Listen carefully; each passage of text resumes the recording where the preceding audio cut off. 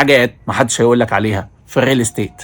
لو ما شفتش الريل اللي فاتت ارجع شوفها عشان تفهم باقي القصة. الشركة الكبيرة اللي هنفترض انها كبيرة قررت التالي: هنلغي التكييفات من التشطيب، فقط هتستلم متشطب بس بدون تكييفات، رغم انك المفروض محاسب عليها في سعر المتر، وسعر التكييفات مش قليل وبقت ضرورة في معظم البيوت. هنضغط طريقة السداد وهنخليك ما تدفعش الاقساط بشكل متساوي، لا انت في اول سنتين هتضغط وهتدفع اكتر من الطبيعي. اصل احنا قلنا الصبح احنا لازم نسلم الكومباوند ده في 2.5 سنين بدل 3 سنين، وادفع انت بقى يا معلم. واللي هو مش منطقي في منطقة جديدة زي زايد الجديدة، ومش منطقي انك تعمل كده في عميل عامل حسابه على قسط معين انت هتضاعفه له. 3، كل الوحدات الارضي بجنينه هنزود مساحه الجنينه، وطبعا عشان الاولاد يلعبوا براحتهم، بس انت كمان كمشتري هتدفع لنا فرق الزياده، والكلام ده بعد 3 شهور من اللونش. واخيرا الكارثه الكبيره: حظر بيع لمده سنه. يعني انت كمالك للعقار ما تقدرش تتصرف في العقار او تبيعه ريسيل الا بعد سنه، ودي انا ما كانش عندي فيها مشكله قوي انا وعملائي، خاصه اني دايما بعتمد على استثمار مش قصير قوي او مش فليبنج، بغض النظر ان الفتره دي في ناس كتيره قوي كانت بتضرب في العقار بسبب عدم استقرار العمله. المشكله انك كشركه ما بلغتنيش بده الا بعد اللونش ب3 شهور، لما انت حسيت ان انا كسبت،